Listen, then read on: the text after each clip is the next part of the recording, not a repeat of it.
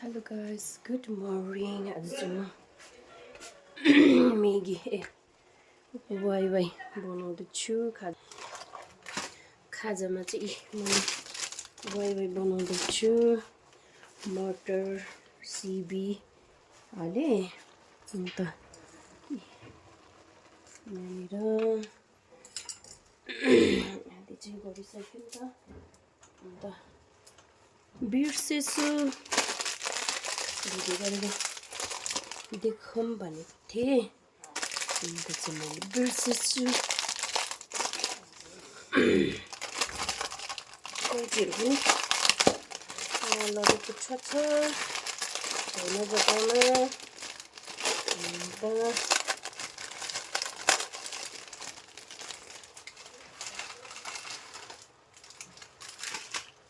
म चाहिँ यसरी भजाएर हाल्छु नि त, लामो लामो यसरी काटकुट चाहिँ गर्दिनँ, यस्तै लामो लामो हाल्छु नि त। अन्त खाँदा पनि टक्कै लामो लामो नै निक्लिन्छ। अघि पानी बोइल सोइल गरेर चाहिँ अन्त भेजिटेबल्स बोइल गरेको थिएँ। गाजर, मटर, सिबी हालेर चाहिँ अघि मैले पानी बोइल गरेको थिएँ। त्यसमा चाहिँ त्योमाथि चाहिँ मैले यो वाइ हालेँ होइन। हामीले खाजा बनाइरहनु अल्छी लाग्यो नि त। अलिक सन्चो नभएर चाहिँ मैले सन्चो नभएको जस्तो भएर चाहिँ अल्छी पनि लाग्यो। त्यही भएर मैले चाहिँ छिटो मिठो वाइ बनाइदिएँ। यहाँ पनि मेरो चेनले हो कि केले खोर्सिएछ। अन्त यो चाहिँ यही हो छिटो मिठो वाइ बनाइदिएको। तबियत पनि ठिक भएन।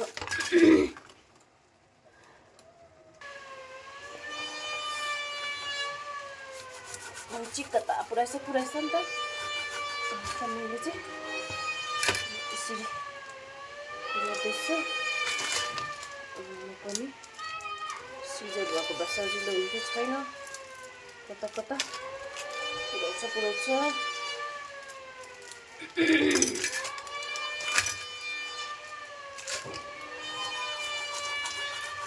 छिटो मिठो होला होइन। यसलाई चाहिँ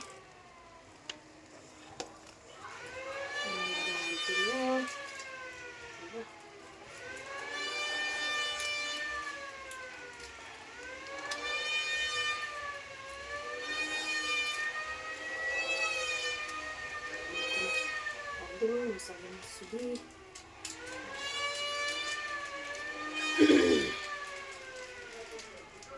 यसमा चाहिँ प्याजको फ्लेभर हुन्छ नि त, मनपर्छ। डेली खानु चाहिँ राम्रो होइन हो। समटाइम इमर्जेन्सीमा यसरी नै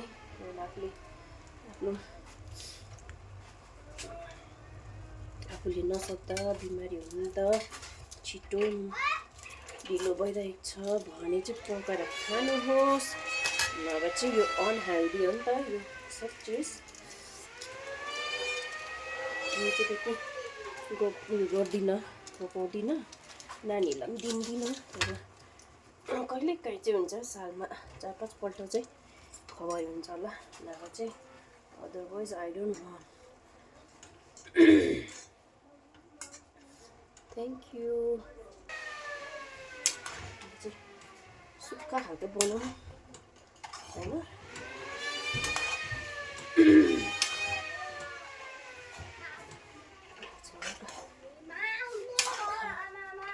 खाने अरे नि त। म चाख्दिनँ, यो हाम्रो जुजु मेमेलाई पनि चढाउनुपर्छ नि त, मेमेलाई पनि। यस्तो भएको छ वाइ चाहिँ खाजामा। मम्मीले अझै होला भन्दै थियो, जति पकाएर खाइहाल्छ नि त भनेर चाहिँ मैले कम्ती नै हालेँ।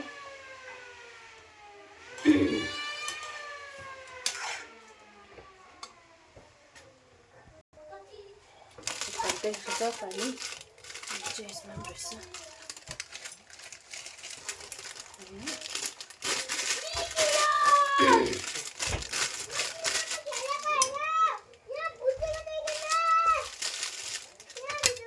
लगेर डस्टबिनमा डाल देंगे मेरो छोराहरू चाहिँ यहाँ के खेल्दैछ रिगन हेलो गुड मर्निङ भन hello good morning Chengu hello good morning भन्छ न मम्मा यो यहाँ राख्नु न बनाउनु मलाई ओके ल खेल न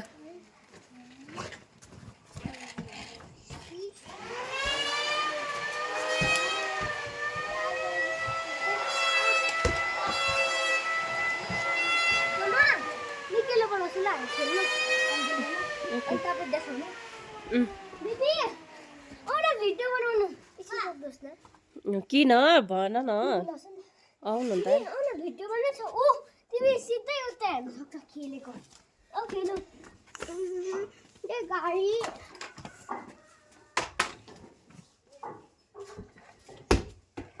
तिमी चल्यो